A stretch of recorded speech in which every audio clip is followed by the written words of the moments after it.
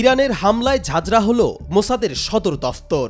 দখলদার ইসরায়েলের সামরিক অবকাঠামো লক্ষ্য করে ব্যাপক হামলা চালিয়েছে ইরান। এর মধ্যে অন্যতম ছিল ইসরায়েলি গোয়েন্দা সংস্থা মোসাদের সদর দফতর, নেভাতিম বিমান ঘাঁটি, টেলনভ এয়ারবেসে ক্ষেপণাস্ত্র নিক্ষেপ। তেল আবিবে অবস্থিত ইসরায়েলি গোয়েন্দা সংস্থা মোসাদের সদর দফতরের অদূরে ইরান থেকে নিক্ষেপ করা একটি ক্ষেপণাস্ত্র বিস্ফোরণের ঘটনা ঘটেছে। মার্কিন গণমাধ্যম সিএনএনের প্রতিবেদন অনুযায়ী বিস্ফোরণের ভিডিও সামাজিক যোগাযোগ মাধ্যমে প্রকাশিত হয়েছে, যেখানে দেখা গেছে ক্ষেপণাস্ত্রটি মোসাদ দফতরের 1 কিলোমিটারেরও কম দূরে আঘাত হানে। সিএনএন ভিডিওটির জিও লোকেশন যাচাই করে নিশ্চিত করেছে যে এটি হার্জলিয়ার একটি উঁচু অ্যাপার্টমেন্ট ভবন থেকে ধারণ করা হয়েছে, যা মোসাদ সদর দফতর থেকে 3 কিলোমিটার দূরে অবস্থিত।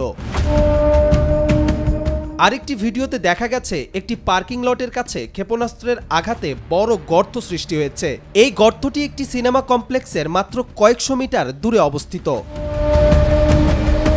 ইরানের বিপ্লবী গার্ডের পক্ষ থেকে জানানো হয়েছে যে ইসরায়েলের বিমান ঘাঁটি ও রাডার ঘাঁটি এবং হামাস ও হিজবুল্লাহ নেতাদের হত্যার পরিকল্পনার সঙ্গে যুক্ত ব্যক্তিদের লক্ষ্য করেই এই হামলা চালানো হয়েছে।